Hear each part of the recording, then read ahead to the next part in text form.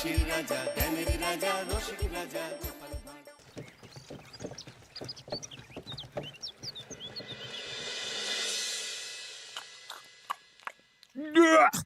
আরে বাবা, কি বিশ্রী রান্না হয়েছে! তরকারিতে কি কোনো তুই দেয়নি নাকি? কই গো রাধুনী ঠাকুর, কোথায় গেলে? এদিকে এসো। বলুন রানীমা। বলছি, তুমি তো রাজবাড়িতে দীর্ঘদিন ধরেই রান্না করছো, কিন্তু ইদানি তোমার রান্না এত বেস্বাদ লাগছে কেন? সে তো আমি বলতে পারবো না, আমি তো আগের মতনই রান্না করি। ছোট মুখে বড় কথা বলছি, আমি কিছু বলতে চাই রানীমা। এই তুই আবার পাকামো করতে এসছিস কেন রে? তোকে কি রানীমা ডেকেছেন নাকি? আহ, কি বলতে চাইছে শুনেই দেখি না, বলো। রানীমা, এখন আর রাধুনী ঠাকুর আগের মতো যত্ন নিয়ে রান্না করেন না। রান্নাঘরে পড়ে পড়ে ঘুমোয় আর তাড়াহুড়ো করে কোনো রকমে রান্না করে দেন। একদম বাজে কথা বলবি না। বাজে কথা না রানীমা, শিলনোড়ায় বাটতে ওনার কষ্ট হবে বলে আজকাল রাধুনী ঠাকুর শুধু জিরে ফোড়ন দিয়ে রান্না করেন। এত বেতন দিয়ে তোমাকে রাখা হয় কি এই ফাঁকিবাজির জন্যে? মানে ভুল হয়ে গেছে। এর যদি এই ভুল করার ইচ্ছে হয় তাহলে তল্পি তল্পা গুটিয়ে বাড়ি গিয়ে ভুল করো, মনে থাকবে? মনে থাকবে মহারাজ। কি হচ্ছে বলো তো রানী? সকালে বাগানে পায়চারি করছিলাম, দেখি মালি একটা গাছেও জল দেয়নি। এই গরমে জল না পেলে যে গাছপালাগুলো মরে যাবে। সবাইকে এবার মনে হচ্ছে বলে বলে কাজ করাতে হবে।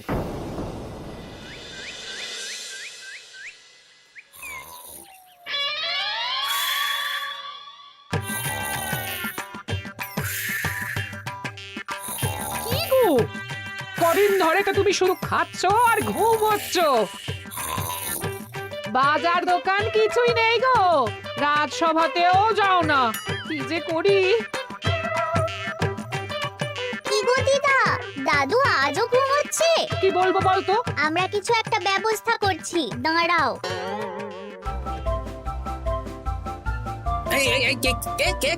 ওঠো দাদু, আর কত ঘুমে? উড়ে একটা সীমা থাকে। ওঠো বলছি, ওঠো, ওঠো না। আমি বুঝতে পারছি বাড়ির কাজ, বাজার দোকান এসব না করার জন্য তুমি পড়ে পড়ে ঘুমোচ্ছ। দাদু কাজে ফাঁকি দিচ্ছে দিদা। দে পুটি, আরে সরসরি দে, দে।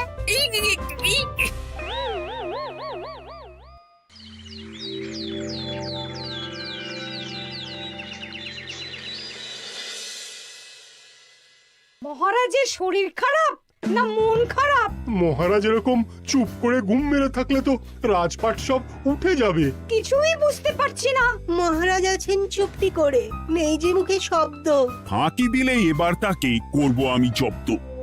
অনেক শুয়েছি, আর নয়। মহারাজ, কে ফাঁকি দিচ্ছে? আমি তো ফাঁকি দিই না।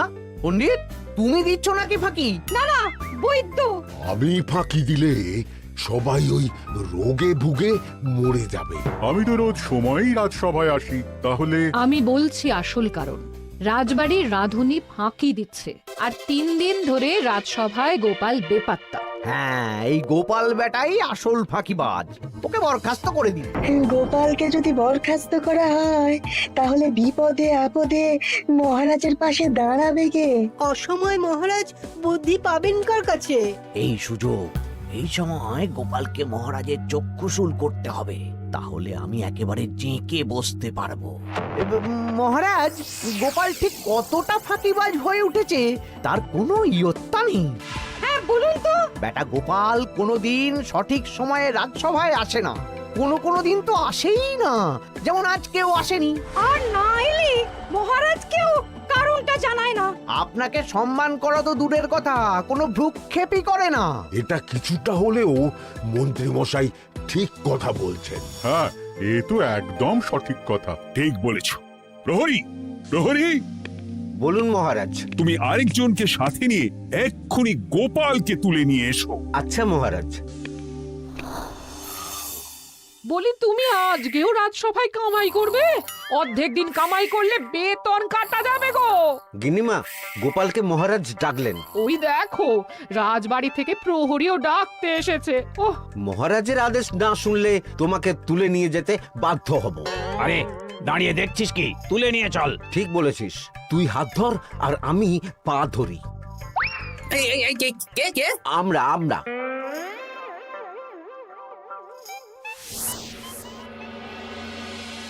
এসব কি গোপাল? তুমি বাড়িতে আছো, ঘুমোচ্ছ, অথচ রাজসভায় আসছো না, কি ব্যাপার?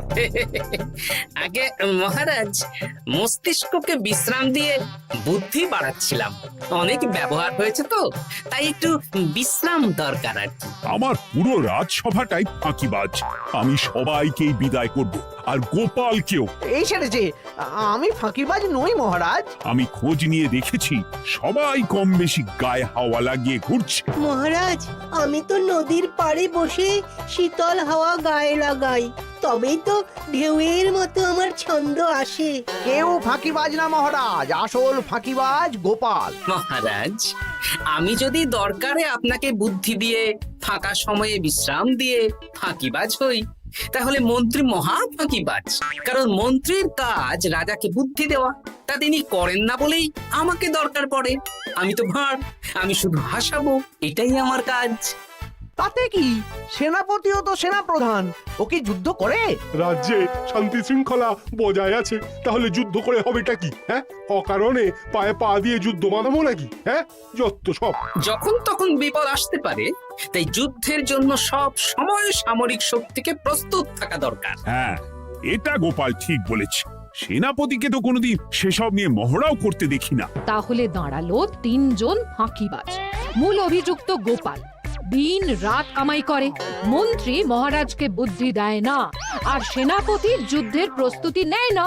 এই 3 জনকে আমি বিদায় করব। এই সেরেছে, এ তো দেখছি বিনা মেঘে বজ্রপাত।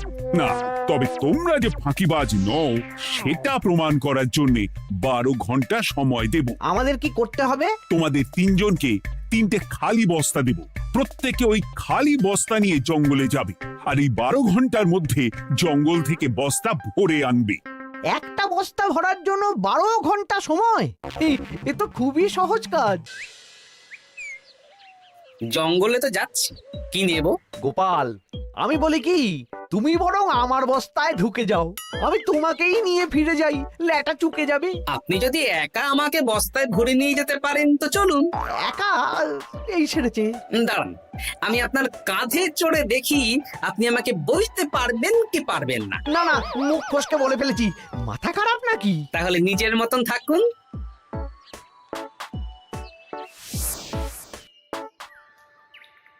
এমন কি বা আছে এই জঙ্গলে? আমার কাজে লাগার মতন তো কিছুই দেখতে পাচ্ছি না। ওই তো ওই দিকটা একটু ছায়া আছে বেশ, ওই গাছের নিচে গিয়ে বিশ্রাম নি। সেনাপতি, অত চিন্তা ভাবনা করার কিছুই নেই। মহারাজ তো আর দেখবেন না আমরা বস্তায় কি ভরে নিয়ে যাব। 12 ঘন্টা অনেক সময়। এখন বিশ্রাম নাও। আপনার ইঁদুরের পেট, আপনি বিশ্রাম নিন। দেখি জঙ্গলে থেকে কিছু ফল পেড়ে আগে খাই, তারপর না হয় ওই বস্তাটা ওই ফলমূলের খোসা আর মাটিতে পড়ে থাকা পাতা দিয়ে ভরিয়ে মহারাজের কাছে নিয়ে যাব। হ্যাঁ, বস্তা যখন বাড়ি নিয়েই যেতে পারবো, তাহলে বনের সব থেকে ভালো ভালো ফলগুলো আগে ভরে নি। গিন্নিকে এবার বলবো, বাজার আনি না তো কি হয়েছে, দেখো কত ফল এনেছি। যাই, এর থেকে কিছু মহারাজকে ভেট দেব, মহারাজ বেশ খুশি হবেন।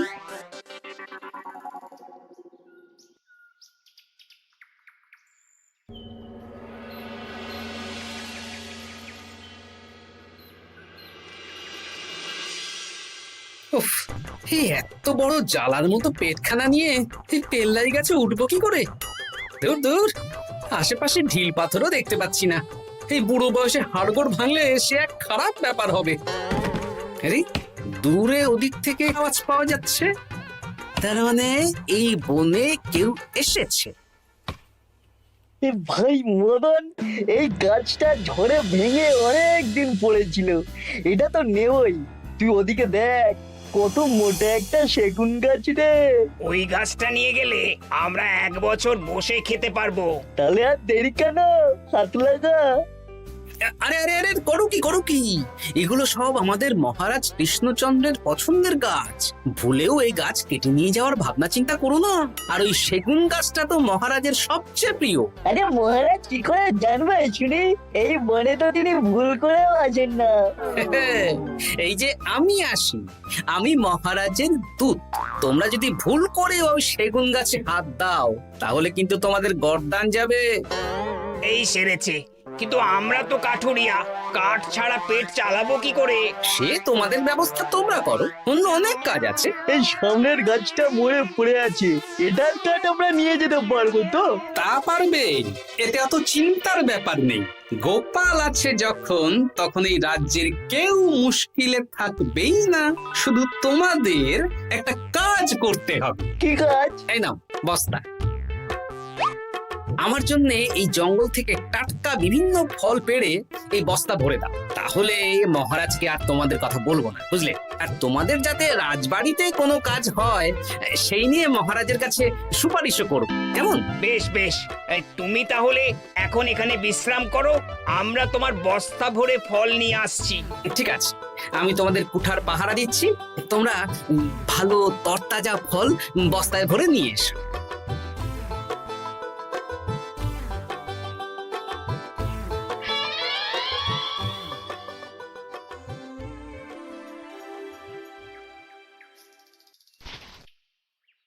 ব্যাস ব্যাস ব্যাস, আমার বস্তায় পাতা ভরা হয়ে গেল, এবার যেতে হবে। আমারও বস্তা ভরা হয়ে গেছে মন্ত্রী মশাই। হ্যাঁ, কটা ফল খেলাম আর কটা ভরে নিলাম, আর বাকি জঙ্গলের পাতা ভরে ফেলেছি। হ্যাঁ, আবার কি কি ভরেছি আর কি ভরিনি সেসব তো মহারাজ আর দেখতে যাবেন না। তাহলে আর দেরি কেন? চলুন হাঁটি হাঁটি পা পা করে এগিয়ে যাই। গোপালকে তো দেখতে পাচ্ছি না। ও বেটা যা কুঁড়ে, হয়তো এখানে এসেও ঘুমিয়ে পড়েছে। আবার কালকে সকালবেলা উঠবে।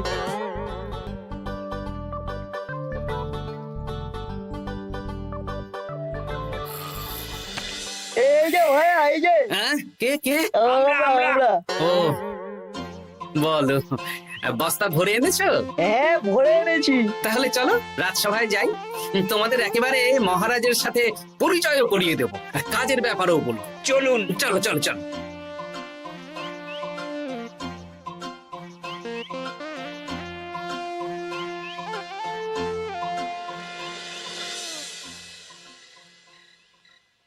দেখা যাক মন্ত্রী সেনাপতি গোপাল কখন বস্তা ভরে আনে। এই তো চলে এসেছি, বিশ্রাম নিলাম, বস্তাও ভরে ফেললাম। এই দেখুন মহারাজ, আমিও বস্তা ভরে এনেছি। বাহ, তোমাদের বস্তা দেখে তো মনে হচ্ছে খুব হালকা। হ্যাঁ, আপনি যখন আমাদের বস্তা ভরে কি এনেছি সেটা দেখবেন না, তখন অত খাটাখাটনি করে কি লাভ মহারাজ? কিন্তু গোপালের এখনো অবধি দেখা নেই, ও কি সোনা গয়না ভরে আনছে? গোপাল যা কুঁড়ে আর ঘুমকাতুরে, হয়তো জঙ্গলেও ঘুমিয়েই পড়েছে। মহারাজ, আপনি একটা কাজ করুন, আমাকে আর মন্ত্রী মশাইকে যুগ্মভাবে বিজয়ী ঘোষণা করে দিন, ব্যাস। এত তাড়া কিসের? বাবা বাবা বাবা বাবা, তোমরা তিনজনেই বস্তা ভরে এনেছো, আমি খুব খুশি। আমার কথা শুনে কাজ করেছো, তোমরা তিনজনেই বিজয়ী। এবার বাড়ি যাও যাও। গোপাল কি করে বিজয়ী হয় মহারাজ? এই বস্তা ভরে নিয়ে আসাতেও তো ওর ফাঁকিবাজি ধরা পড়ছে। কিসের ফাঁকিবাজি? এই যে দুটো লোক তোমার হয়ে বস্তা বয়ে আনলো, সে তো মহারাজ সহ আমরা সবাই দেখতেই পেলাম। তা তো ঠিক, গোপাল নিজে হাতে বস্তা ভরে আনেনি। মহারাজ বস্তা ভরে আনতে বলেছেন, আমি এনেছি, এখানেই কথা শেষ। আমি কাকে দিয়ে বস্তা ভরালাম, কে আমাকে সাহায্য করলো, সেসব তো কোনো শর্ত আরোপ করা ছিল না। কিন্তু পরীক্ষাটা তো কে ফাঁকিবাজ সেটা প্রমাণ করার পরীক্ষা। এখানে তো তুমি ফাঁকি দিলে গোপাল। এটাও ঠিক কথা, তাহলে গোপালের শাস্তি পাওয়া উচিত। মহারাজ, আপনার শর্ত ছিল সেই ফাঁকিবাজ বলে প্রমাণিত হবে যে বস্তা খালি আনবে। এইখানে আপনি একটা ছোট্ট ভুল করেছেন মহারাজ, বস্তায় কি আছে সেটা দেখবেন না আগেই বলে দিয়েছেন। তা তো বলেছি। আপনি নিশ্চয় জানেন পাঠশালায় কিছু ছাত্রছাত্রী থাকে যারা পড়ার বইয়ে মুখ গুজে বসে থাকলেও পড়ায় তাদের মন থাকে না, মাথাতেও পড়া ঢোকে না, তাই সেই পড়া তাদের কোনো কাজে লাগে না। কি পণ্ডিত মশাই, এদেরকেই তো বলে ফাঁকিবাজ।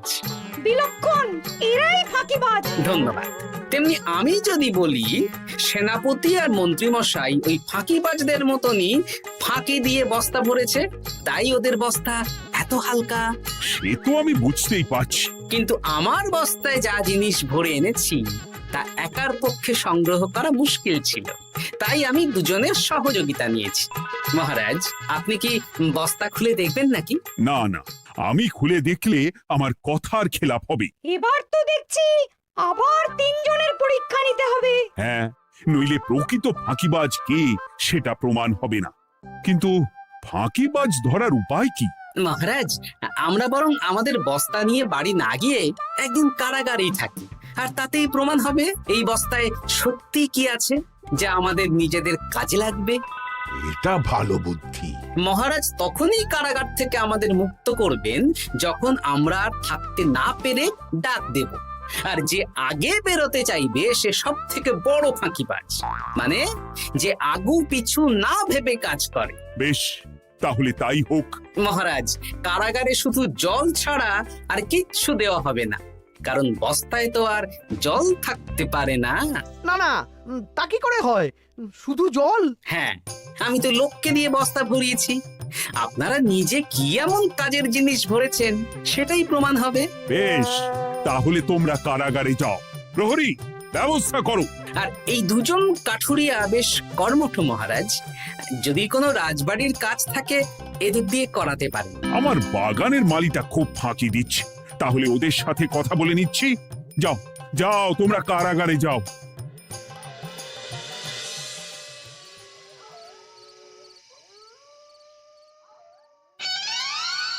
ওরে বাবা রে, কি খিদে খিদে পাচ্ছে রে। দেখি বস্তায় কি আছে দেখি।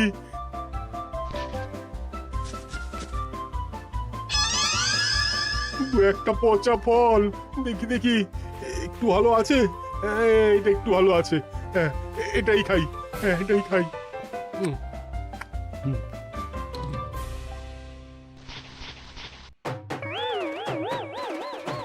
আমি তো শুধু পাতা ভরেছি, কি সেরেছি? আমাকে কি জল খেয়েই কাটাতে হবে? এবার আমি দেখি। আহ, টাটকা ফল আর জল।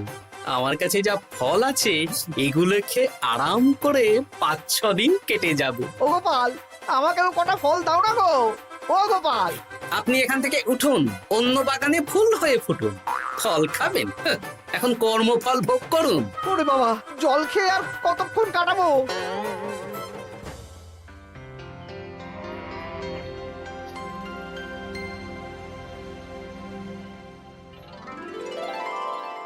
উফ, পেটটা চুই চুই করছে, কি খিদে পেয়েছে না।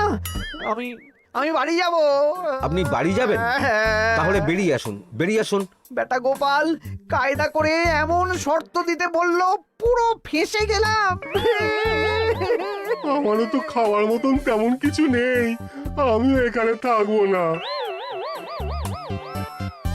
আমি এখানেই আছি, ফল খাবো, জল খাবো, আর প্রকৃতির ডাক এলে একটু বাইরে যাব।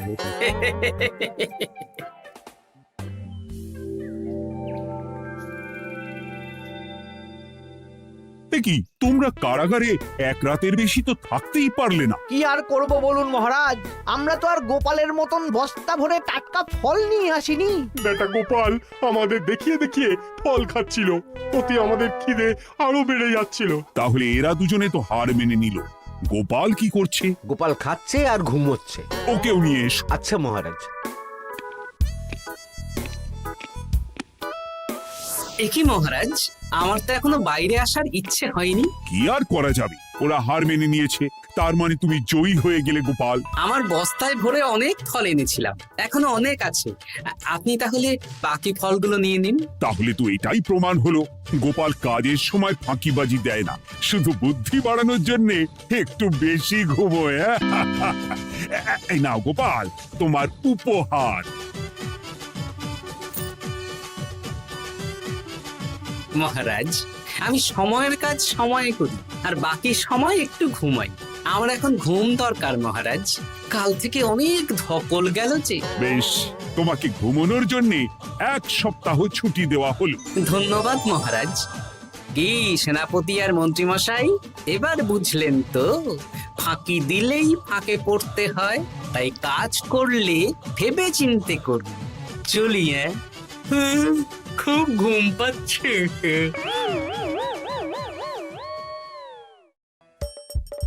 হাসির রাজা জ্ঞানের রাজা রসিক রাজা